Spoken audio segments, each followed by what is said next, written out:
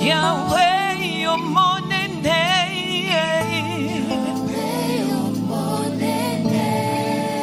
Yahweh, you're more than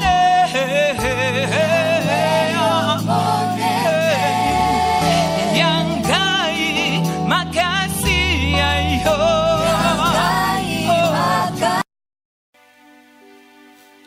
Quel bonheur de marcher avec lui. Quel bonheur de marcher avec lui. Il conduira tous mes pas de mon voyage ici. Je ne vous entends pas. Quel bonheur.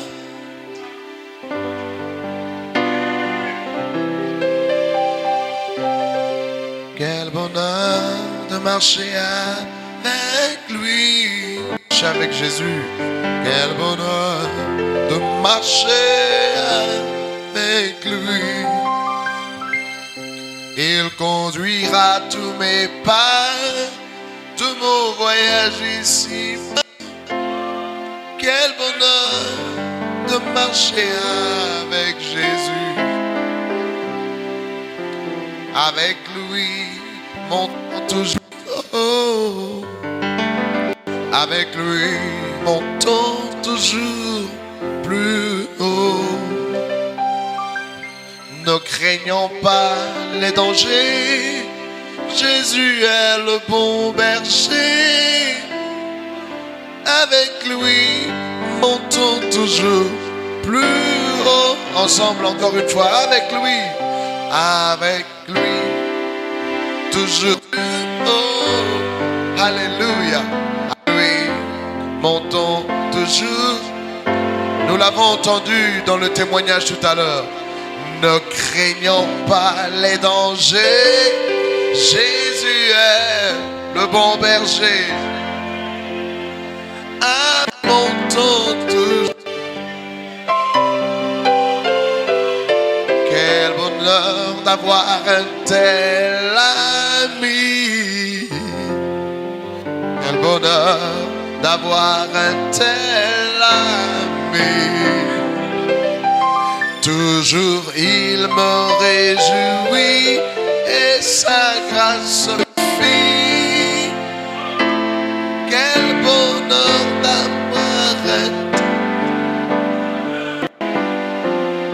car ta vaut mieux la vie, car ta bonté vaut mieux que la vie. Mes lèvres célèbrent tes anges, car ta bonté vaut mieux que... Encore une fois la même chose. Car ta bonté vaut mieux que la vie. Car ta bonté, disons-le lui, vaut mieux. Oh, mes lèvres célèbrent tes anges. Alléluia. Oui, est-ce que vous croyez qu'il est bon? J'élèverai, on y va. J'élèverai mes mains en ton nom. J'élèverai mes mains en ton nom. J'élèverai, oui, alléluia, mes mains en ton nom. Je te bénirai toute ma vie, car ta bonté vaut mieux que la vie. J'annoncerai ton nom à mes frères, ton nom à mes sœurs. Oh oui, ton nom à mes sœurs. Et je leur dirai que tu les aimes. Et je dirai que tu les aimes, car ta bonté vaut mieux. Alléluia. De quoi je suis capable. Je suis l'Éternel qui te guérit. Je vais te montrer de quoi je suis capable. Dans le côté curatif, il donnait des guérisons de foi où il était. 2 fois par compassion. Alléluia. Mais quand vous, depuis la chute de l'homme, Dieu est dans le côté triomphe. Pourquoi? Parce que la bonne nouvelle n'a pas été annoncée premièrement, elle a été annoncée au serpent. C'est à cause de ce que tu as, toi et la femme, entre ta postérité et sa postérité, celle-ci t'écrasera la tête et tu lui mordras le talon. Promis au Dieu, nous écraserons la tête du serpent, même si nous sommes mordus. Alléluia. Alors, c'est de cette médecine-là que je parle lorsque j'explique la scène. J'explique la scène montrant le côté triomphe de la foi. Je le répète, côté préventif. Attention, ne fais pas ça. Et puis, toi, Dieu est obligé d'étendre sa droite et de te sortir de ton problème. Là, il montre sa puissance. Il montre sa puissance. Dans préventif, il te montre son omniscience. Il dit, je sais que si tu termineras, nous ne faisons pas. Et nous nous retrouvons dans la douleur, à chanter les chants de puissance pour qu'ils viennent nous sortir du trou ou de la fournaise. Mais, meilleur, comme je le répète, le vaccin de Dieu, triomphe de la foi. Alors, si Dieu, selon son bon vouloir, préventif, la puissance, le côté triomphe de la foi, alors je vais vous dire un mystère. Dieu, dans ce contexte-là, cherche ta gloire. Ta gloire. Alors, qu'est-ce que c'est ta gloire? Ça veut dire en toi se trouve un potentiel, un don. Il te prend comme Ézéchiel et t'emmène dans le monde desséché. En ce moment-là, tu te dis, mais Seigneur, est-ce pas que c'était une vallée de la mort, tu savais? Mais pourquoi tu t'y es conduit? Parce que je veux que tu vois de quoi tu es capable. Ta chose. Alléluia. Quelqu'un, donc, il arrive, n'oubliez pas, dans l'attitude de près de 30 ans, là, 30 ans de marche, prêche, observer dans l'église et dans la parole de Dieu comment Dieu fait. Dieu peut voir que tu es faible, tu n'auras pas une grande foi pour sortir de ton problème, alors il utilise la préventive. Il dit, fais pas ça. Fais pas ça, tu finiras mal, fais pas ça. Il peut envoyer des prophètes, il peut envoyer des gens, ne fais pas ça, on t'avertit. Parce que si tu entres dedans, tu n'auras pas la force d'en sortir.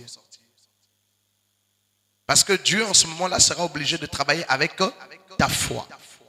Mais, si tu n'écoutes pas que tu tombes dedans, c'est sœurs, il faudra en appeler à la miséricorde de Dieu. Dieu ne démontre pas sa puissance pour montrer qui il est. C'est dans le contexte de la personne de Jésus-Christ que Dieu fait des démonstrations de puissance. Si ça n'a rien à voir avec Jésus-Christ, souvent, vous voyez, quand nous lisons la Bible, Jean devait demander, est-ce lui ou devons-nous attendre quelqu'un d'autre? Non, Jésus fait la puissance pour qu'on sache qu'il est le Fils de Dieu. Vous savez que tout a été créé en lui, par lui et pour lui. Pas la puissance par orgueil. C'est dans le cadre d'une alliance messianique à cause de Jésus-Christ. Quand vous avez vu Abel avoir la foi, c'est à cause de Jésus. Noé, Jésus, Abraham, tout le monde. C'est avec Jésus de Nazareth que les miracles se font. Même pour ceux qui ne croient pas. Des fois, il y a des gens qui ne sont pas appelés de Dieu, mais qui utilisent le nom de Jésus. À cause du nom de Jésus, Dieu fait des miracles. Il dit, dans les gens me diront, n'avons-nous pas prêché en ton nom? N'avons-nous pas fait des miracles en ton nom? Il dira, vous, je ne vous connais pas. Mais pour moi, à cause de moi, mon Père a permis des miracles. Alléluia. Quelqu'un, c'est un peu difficile ce qu'on dit. Donc, Dieu veut qu'on honore Jésus-Christ. Partout, le nom de Jésus-Christ est cité à cause de son Fils, du Fils de son amour. Et faites attention. Quand Dieu fait des miracles pour la gloire de Jésus-Christ, ça ne veut pas dire que vous êtes sauvés. C'est comme ça qu'il dit aux Juifs, il dit, vous me suivez parce que vous avez mangé des pains. Travaillez non pas pour le pain qui périt. Donc ne me cherchez pas que pour les miracles. Mon Père est prêt à faire des miracles pour qu'on sache que je suis Jésus. Oh, quelqu'un, est-ce qu'on peut acclamer le Seigneur pour ça? Alors, Il y a des endroits où on a vu Jésus faire des choses, même quand les gens n'avaient pas un grand attachement à lui. Et il arrivait que quand on ne croit pas en lui, Jésus ne fait pas des miracles. Il est arrivé dans une ville, puisque les gens ne croyaient pas en lui, il n'a pas pu faire beaucoup de miracles.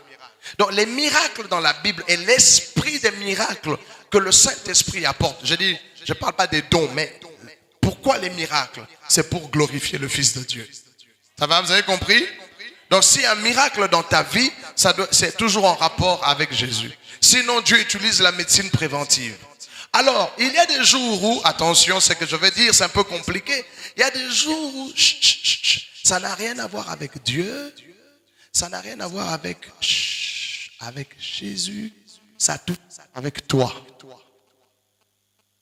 Donc, Dieu veut te glorifier. Alors, écoutez la Bible.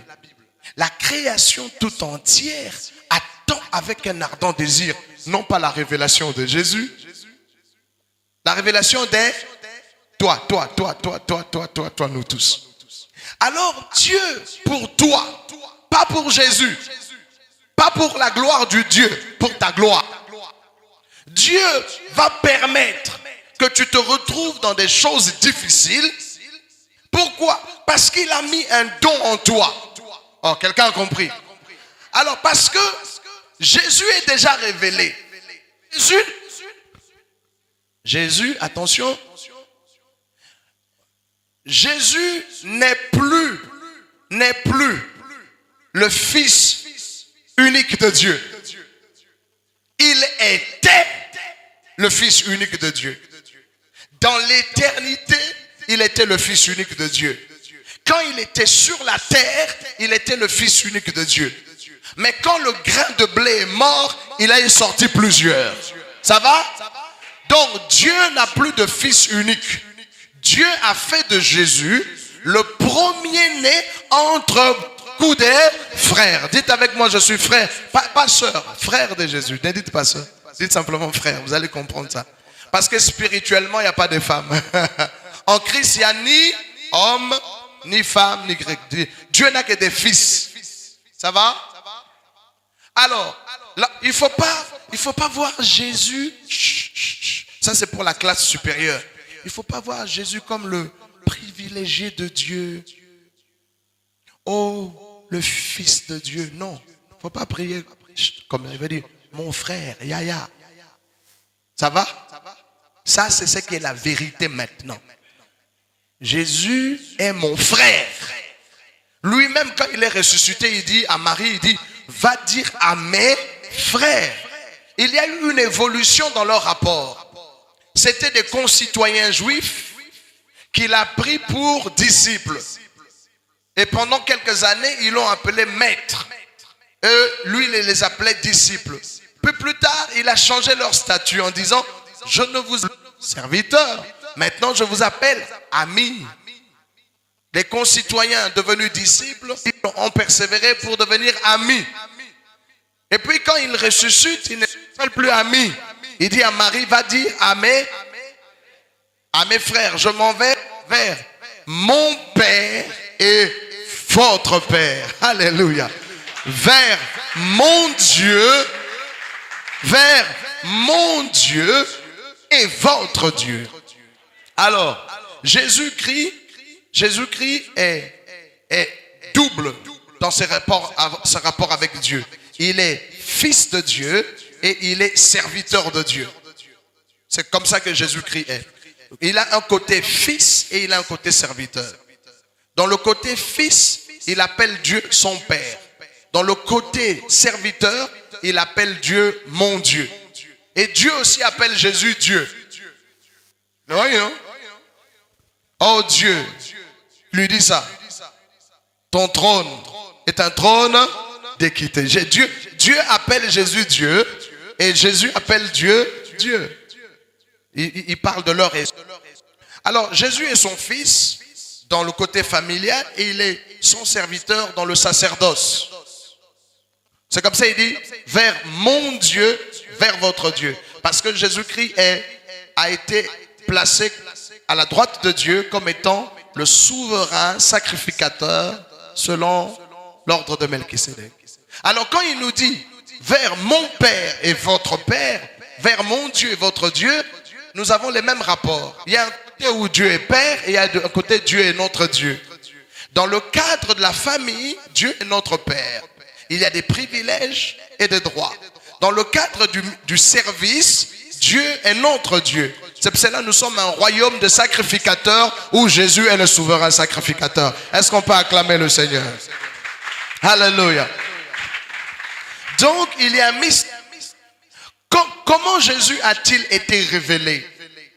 Le Christ a porté une chair et il est venu sur la terre. Et puis, Hébreu dit, puisque les enfants participent à la chair et au sang, puisque les enfants, nous les enfants, participons à la chair et au sang, il y a également participé.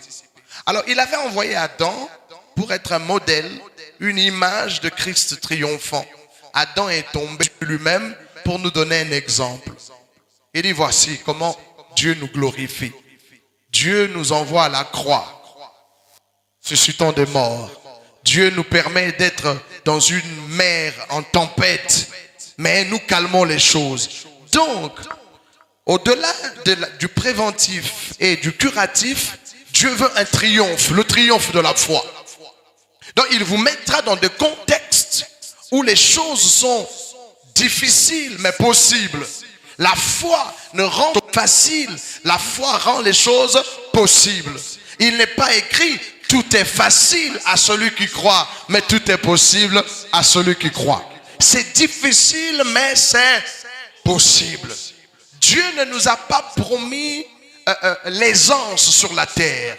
Il a dit ne craignez pas, j'ai triomphé du monde. Il nous a promis des serpents.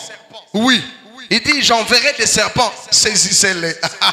Il nous a promis des scorpions. Je vous enverrai des scorpions, écrasez-les. Est-ce que vous avez compris cela? Il a dit, celui qui veut me suivre se charge de sa croix. Donc, il ne nous a pas promis l'aisance, il nous a appelés à une vie de victoire. Oh, quelqu'un n'a pas compris ce que nous disons.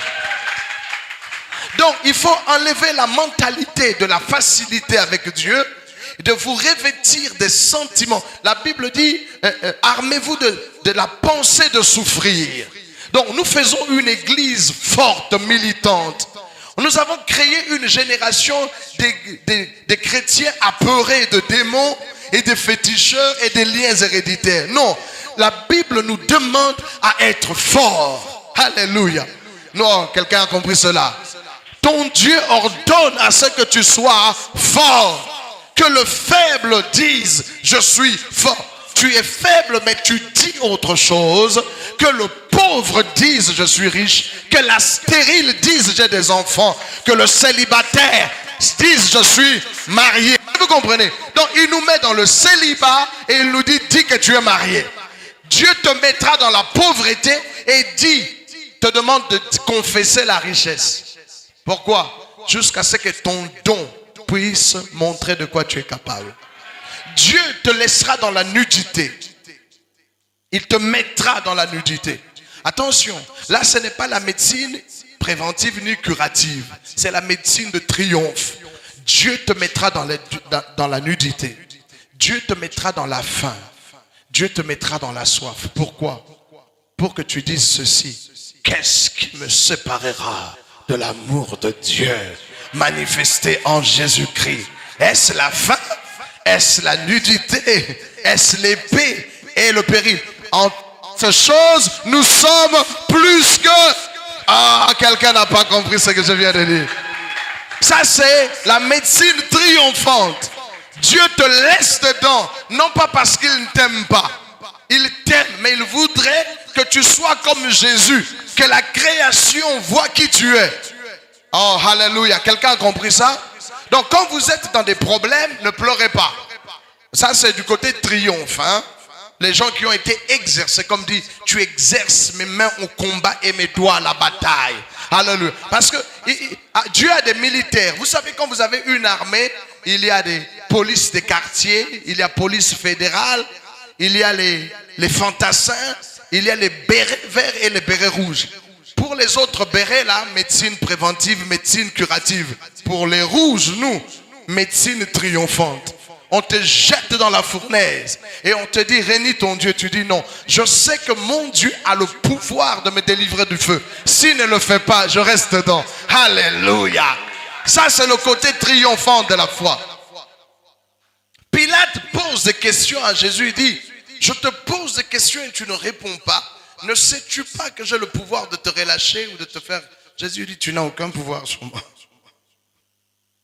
Tu vas à l'hôpital et le médecin te dit, voilà, ton cas est scientifiquement parlant impossible. Biologiquement parlant, tes gènes réagissent mal contre... Et socialement parlant, nous pensons que tu es ruiné. Tu le regardes en face, tu lui dis, Jésument parlant, rien n'est impossible à Dieu.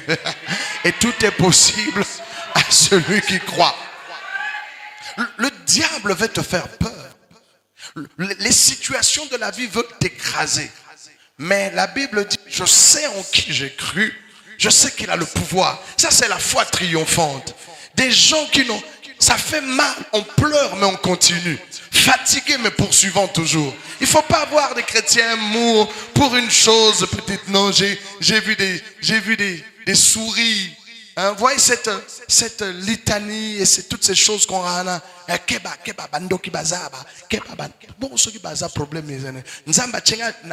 Pourquoi Dieu m'a envoyé dans une famille de sorciers? Pour la foi triomphante. Pourquoi il m'a mis dans une famille pauvre?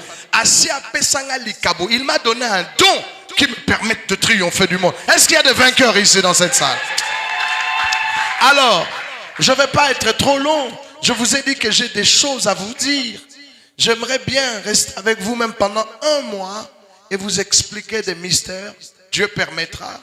Si vous faites vite, vous terminez l'endroit ici, je viendrai pour un mois. Si vous faites vite, arrangez vite. Et je viendrai ici pour un mois, passant du temps avec la permission de notre pasteur. Voici la médecine triomphante de Dieu. La Sainte Seine, elle n'est pas préventive. La Sainte Seine n'est pas curative. La Sainte Seine est triomphante. Ça va, vous me suivez? Je vous ai expliqué 3 médecines, 3 manières de faire de Dieu. La première, il vous prévient. Ne fais pas ça. Voici ce qui va t'arriver si tu le fais. Autrement, Dieu te guérit. Tu es déjà malade. Mais la Sainte Seine fonctionne, comme je l'ai dit depuis le premier jour, comme un vaccin. Un vaccin n'est pas un médicament. Un vaccin n'a pas pour but, n'a pas des propriétés curatives. Non. Le vaccin est triomphant. Le vaccin, c'est la maladie même qu'on met dans votre corps et on s'attend à ce que votre corps développe des anticorps. Vous avez compris ça? Le vaccin, c'est la maladie qu'on prend. On attrape le virus ou le microbe et puis dans un laboratoire, on accélère sa croissance, on accélère son développement. Et quand le virus a atteint son point de maturité, il est atténué, affaibli, dans les laboratoires, on essaie de mettre dans des souris ou des rats pour voir comment le rat va réagir contre ce vieux virus. Alors, si le rat ne développe pas des anticorps, on fait des études, on voit un moyen d'affaiblir le microbe scientifiquement. Il passe des années. Ok, je donne un exemple. Le microbe naît à 0, il atteint sa maturité à 10. Et on regarde si à 5, les anticorps peuvent le maîtriser. Non, à 10, il ne le maîtrise pas. Bon, qu'est-ce qu'on fait? On doit diminuer certaines facultés du microbe et voir si le corps de la souris, la manière où Dieu l'a créé, va développer de la résistance et maîtriser le virus. S'ils font ça, s'ils voient que la souris développe des anticorps, on essaye avec d'autres animaux. On prend peut-être le chimpanzé qui est proche de l'homme. Alors quand le chimpanzé développe des anticorps, On ne donne pas ça aux hommes directement. On cherche des cobayes humains. Des gens qui vont venir tester le médicament. Quand ils sont un peu honnêtes, ils le font avec les gens là-bas en Europe. Quand ils ne veulent pas, ils descendent avec l'avion quelque part en Afrique ou dans les pays du tiers-monde et on vous donne ça. On dit, oh non, on a un vaccin pour la polio. Campagne. Vous croyez que ce vaccin contre la polio, en même temps, ils ont un groupe de gens, ils ont pris des noms, ils testent leur vaccin pour autre chose. Le monde est si méchant. Alors Dieu, avec Christ, avec Jésus, dans le corps de chair de Jésus, dans Hébreux 5, tu n'as voulu ni sacrifice ni holocauste, tu m'as formé un corps. Donc quand nous sommes tombés dans le péché, le côté préventif était fini. Pendant des années, Dieu a travaillé avec le curatif pour les enfants d'Israël. Quand quelqu'un avait une lèpre, il y avait des guérisons, des miracles. C'est comme ça que Jésus, quand il est venu, il a fait ses miracles jusqu'à la croix. Et puis finalement, il a placé la sainte. Je n'ai pas dit que les dons de guérison n'existaient plus, mais je vais vous expliquer le pouvoir de cette table. Parce que toute église apostolique et prophétique et sacerdotale doit avoir la table du Seigneur comme étant le centre de la chose. Il y a l'enseignement des apôtres, la communion fraternelle, la fraction du pain et les prières. Nos prières s'appuient sur la fraction du pain. La fraction du pain s'appuie sur l'amour de la communion fraternelle. La communion fraternelle s'appuie sur le mystère de Christ. Parce que nous sommes frères. Alors, quelqu'un a compris cela? Nous sommes frères. Il faut éviter ces églises où les gens viennent comme au supermarché. Ils sont fous des autres. C'est comme ça que vous verrez, il y a des églises où les gens aiment venir en retard. Louange ezosala mawana etaliete. Azoyaka moment il y a parole. Il vient rien que pour la parole. Et quand on a fini le culte, il s'en va. Il a dit bonjour au pasteur ou à tous ceux qui... Et puis il ne s'occupe pas des autres. Place, sauf que tu as telle mentalité. Excusez-moi, je n'ai bien si tu as une telle mentalité, quand tu viens à l'église, Dieu est ton père, Jésus-Christ est ton grand frère et nous sommes tes frères. D'où il ne faut pas vite se précipiter à partir. Le culte est terminé, mais on reste ensemble. Ce frère-là, lequel? Non, on ne dit pas ça. On va chez un frère et on lui demande, frère, comment tu t'appelles? On doit s'aimer les uns les autres parce que l'enseignement apostolique construit la fraternité.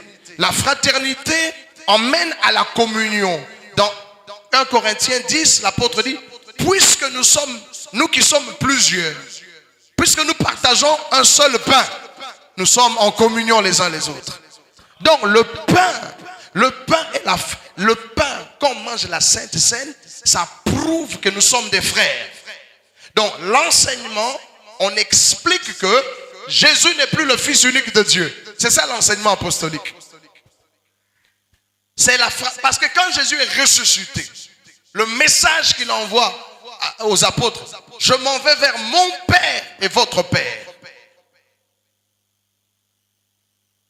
C'est pour cela qu'il ne faut pas avoir de mentalité d'esclave. Il ne faut pas chercher la bénédiction par le service. Ça,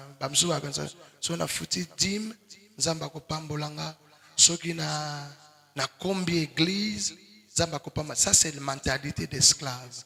Là, vous êtes comme le grand frère de l'enfant prodigue qui pense qu'il doit faire des choses pour mériter. Non. Parce que j'ai compris que je suis dans la maison. Je vais balayer l'église, c'est la maison de mon... Je vais visiter les frères parce que ce sont mes frères. Mon pasteur est mon frère d'abord avant d'être mon pasteur. Ah oui, il y a le côté famille. Donc, avec Moïse, les enfants d'Israël avaient un protocole d'esclaves. L'église, Jésus a introduit la famille à tous ceux qui l'ont reçu, à ceux qui croient en son nom. Elle a donné le pouvoir de devenir quoi? Apôtre? Non. Prédicateur? Non. Devenir prophète, non. Devenir quoi? Devenir diacre. Il leur a donné le pouvoir de devenir enfants de Dieu. Même quand vous priez, Jésus nous conseille de ne pas prier comme les païens qui croient qu'à force, ils vont convaincre Dieu. Il dit, votre Père sait que vous en avez besoin. Alléluia.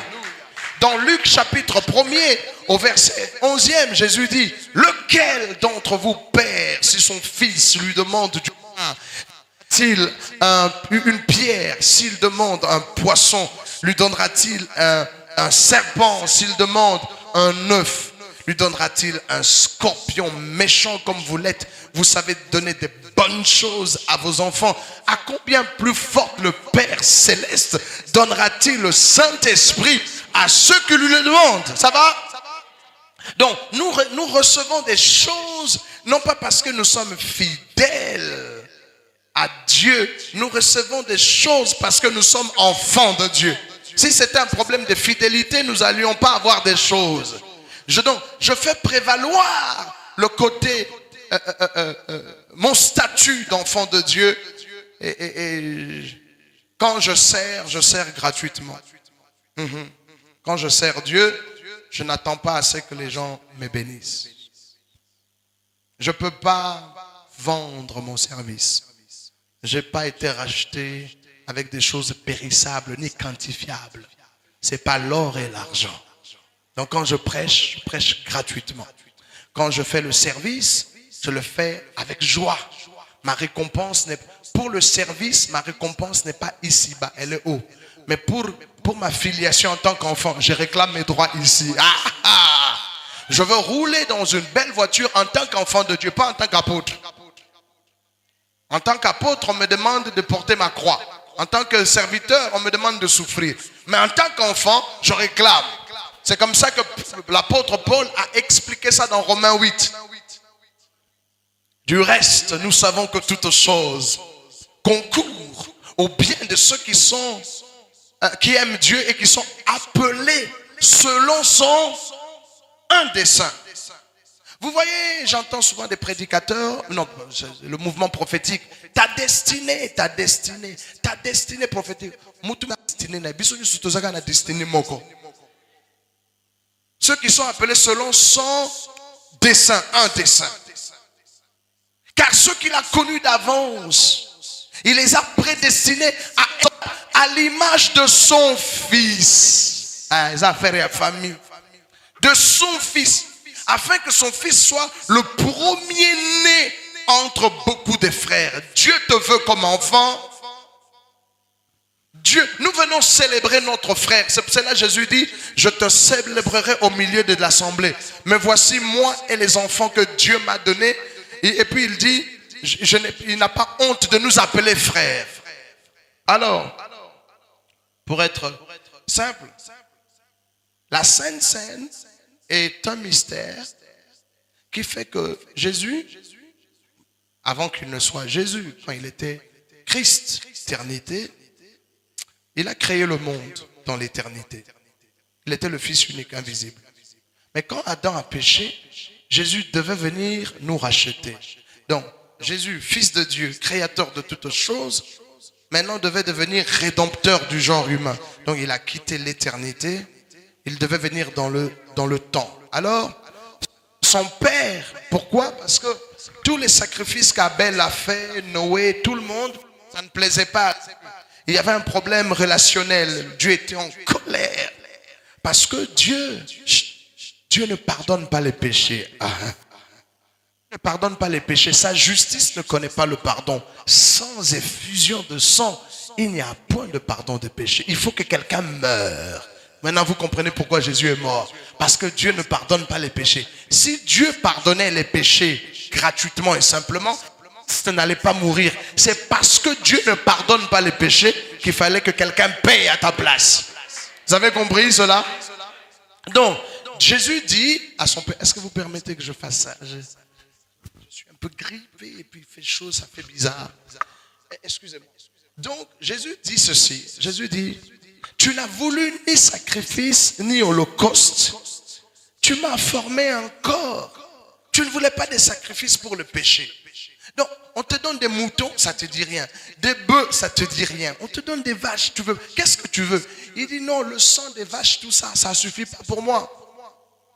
Donc, tu veux quoi? Mais tous les gars là, depuis Adam, tous, ils sont pécheurs. Ça va pas aller.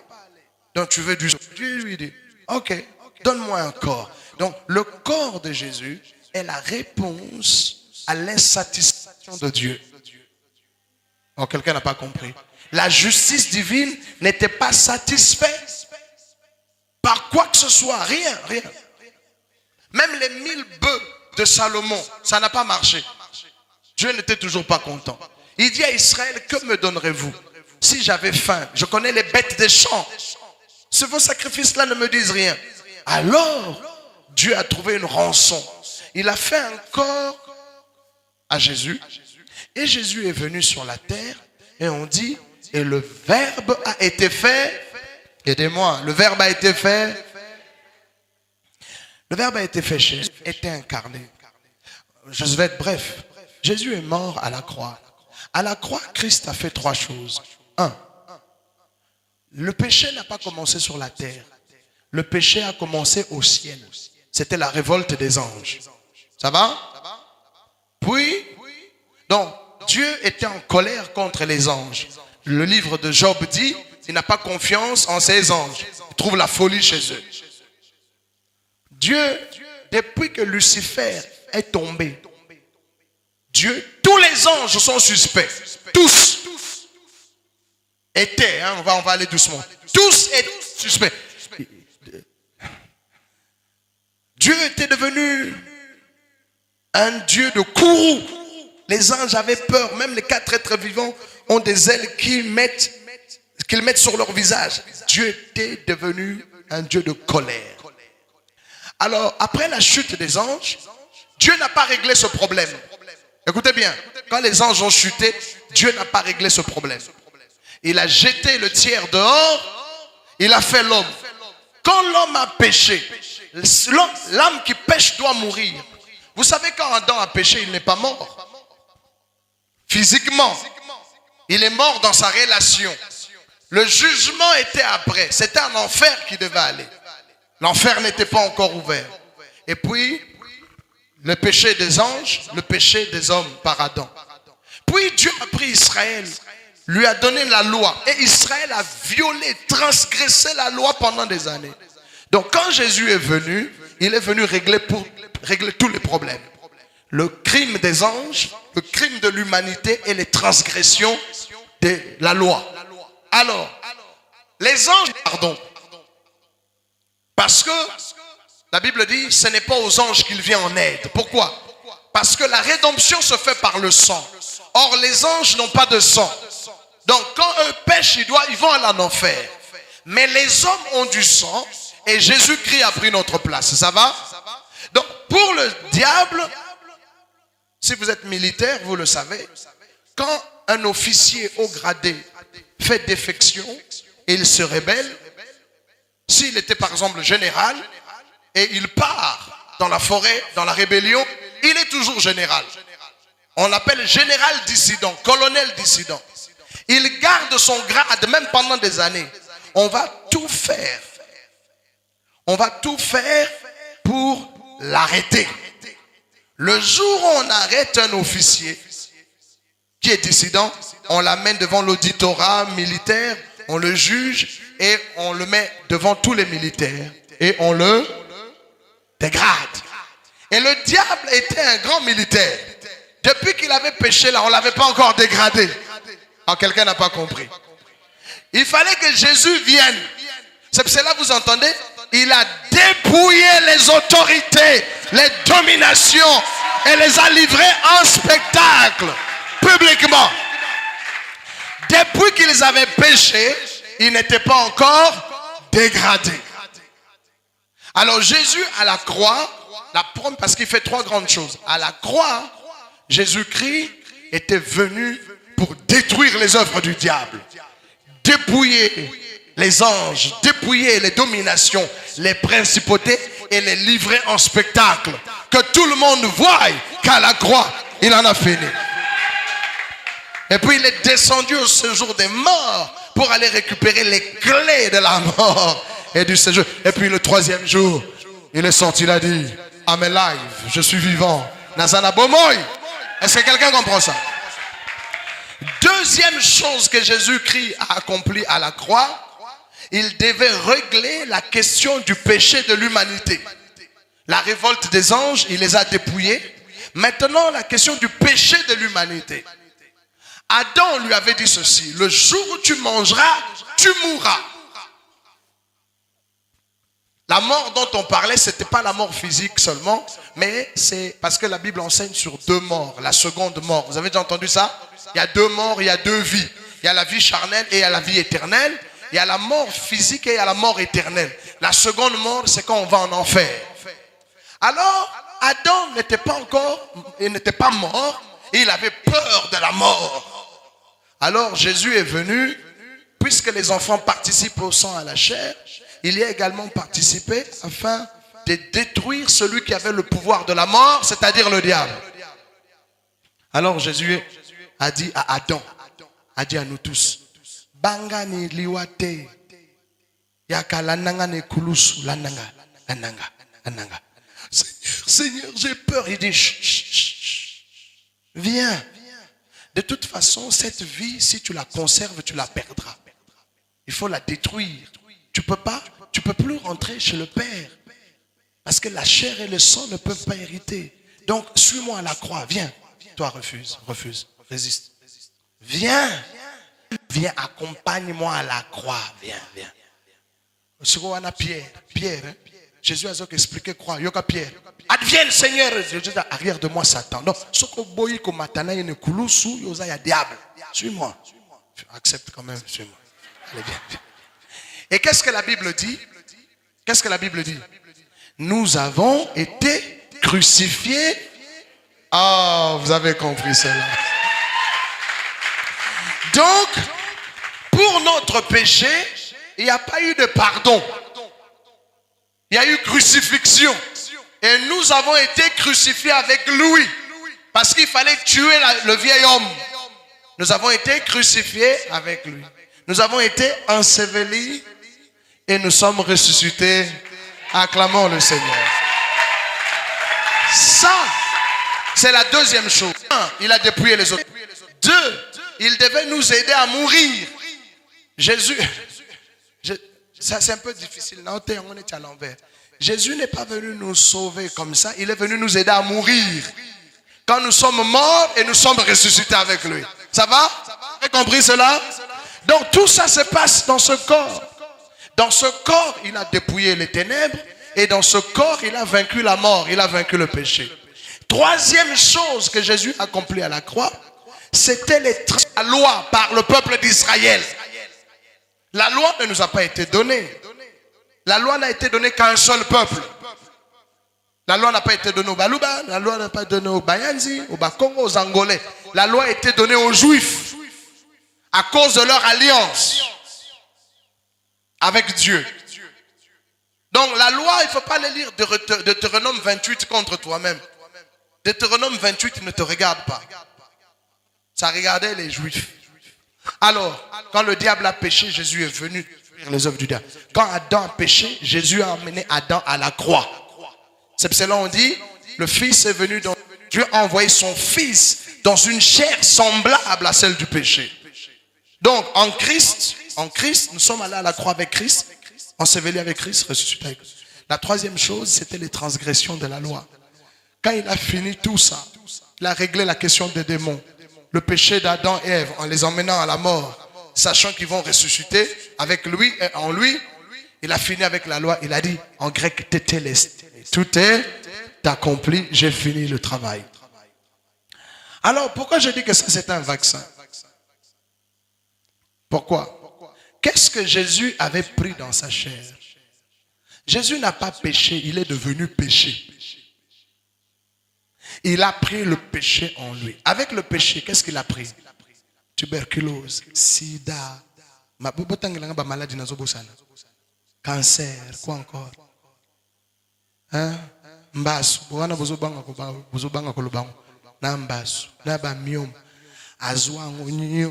tout sur lui.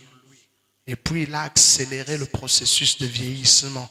Il a enlevé le côté viral de ces microbes et de ces maladies. Tango asilisi yango na nzoto na ye atikela biso yango na mesa alobi bo banzaka elonga na ngai. Faites ceci en mémoire de. Yango na Paul alobi chaque fois Christ est déjà, tu te me dis dans 1 Corinthiens 11, chaque fois que nous mangeons et que nous buvons cette coupe, nous annonçons non pas la résurrection, mais la mort du Seigneur. Au fait, tant bapé ça vaccin, bapé ça liwa ya maladie wana. C'est ça le vaccin. On vous donne la maladie mais fatiguée. Donc qu'est-ce qui se passe? Tant que quand on mange la Sainte Seine, avec la mémoire de la foi, nous nous remémorons notre victoire et notre triomphe. Ça va? Voici la médecine triomphante de Dieu. Donc, la victoire par anticipation. Boumoni, qui aime le football ici? J'espère que j'ai encore quelques minutes. Qui aime le football? Qui aime le football? Oh, bon, soit. Tout match de football se joue en 3 temps.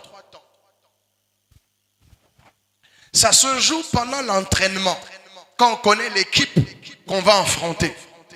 Voilà, nous sommes le Congo, nous allons jouer contre le Gabon. Et pendant qu'ils s'entraînent, tous les joueurs voient les Gabonais. Ça, c'est un match anticipatif pendant l'entraînement. Va se focaliser sur les Gabonais. Match beta minonte, Tourobeta contre Gabon, Bazako étudier ma Gabonais. Ça, c'est un match, mais anticipatif. Deuxième match, donc voilà le premier match par projection. On va jouer contre le Brésil. Donc vous êtes déjà psychologiquement préparé à jouer. Vous avez le match avant le match. Ça c'est le premier match. Deuxième match, c'est le jour même du match. On a fait les préparations, on s'est entraîné.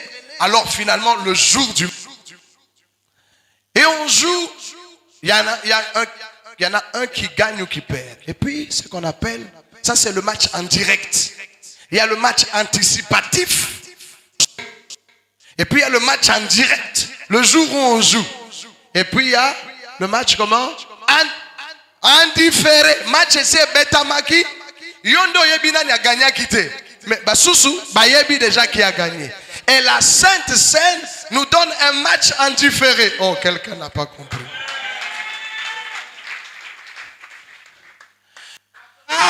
A mangé la Sainte Seine, qui se rappelle? Lui, il a mangé ça en anticipatif. Il a mangé le corps de Jésus et bu le sang en match anticipatif. Bongo tata wana en match anticipatif à longa. Bongo yo en différé aux longa tena comprendre. Quelqu'un n'a pas compris ce que j'ai entendu. En anticipatif, Abraham a fait des miracles. Tu vas vivre un match en direct, ça va Pierre, va Panzana, va Kima. Quand on a attrapé Jésus, Pierre et les apôtres ont fui. Parce que le match était en direct. Mais toi et moi, mon frère et ma soeur, le match le temps différé. Donc quand vous venez à la table ici, vous mangez, le tout est accompli. La maladie ne peut pas rester, c'est un problème de foi. Donc, comment ton cœur réagit-il face à la bonne nouvelle de Jésus-Christ? Comment est-ce que tu ressens les choses? Quand le vaccin, c'est la maladie même. Et Jésus dit, comme Moïse éleva le serpent, il faut que le Fils de l'homme, dans le désert, le Fils de l'homme soit élevé. Quand nous venons à cette table, nous venons pour un match en différé. C'est pour cela qu'on dit, par ces meurtrissures, non pas vous allez guérir, vous êtes guéris. La bénédiction est déjà en vous. Ce voyage que tu cherches est déjà là. Ce travail, cette promotion, tout ce que tu cherches est déjà là. Il suffit simplement de confesser et de persévérer. N'ai-je pas dit que si tu crois, tu verras. C'est la table du psaume 23. L'Éternel est mon berger, je ne manquerai de rien. Il me fait reposer dans de verts pâturages. Il me dirige près des eaux paisibles. Il restaure mon âme. Il me conduit dans les sentiers de la justice à cause de son nom. Quand même je marche dans la vallée de l'ombre de la mort, je ne crains aucun mal. Ta houlette et ton bâton me rassurent. Tu dresses devant moi une table en face de mes adversaires. Tu indules ma tête et ma coupe déborde. Oui, c'est la table du oui, pas du mais, pas du peut-être, pas si Dieu veut. Ça, c'est la table du oui. Car toutes les promesses de Dieu sont oui et amen en Jésus-Christ. Oui, le bonheur et la grâce. Venez. C'est moi qui mange. On n'a pas dit le bonheur et la grâce vont me précéder. Et moi je suis derrière. Non. Venez mes frères, aidez-moi. Passez derrière moi. Le bonheur et la grâce m'accompagneront. Soko sali elogote elogope ko salamate. Soko cheka ka pa ya foi. Miracle goya. Okay. M'accompagneront tous les jours de ma vie et j'habiterai dans la maison de l'Éternel. Donc, autozolia match en différé. Ça va? Vous avez compris? Abraham, match anticipatif. Pierre, match en direct. Bisso et longue salam. Donc, quand on va venir ici, et l'okwanozolouka, au fait, tu arroses ça avec la coupe.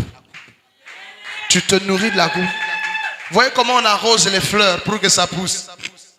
Quand nous nous arrosons de ce sang, quand on parle du sang de l'aspersion, au coco-là, au coco-fatin, tu ne mourras pas. Mobembo, libala, bana, tout. Que le Seigneur nous bénisse. Merci, pasteur.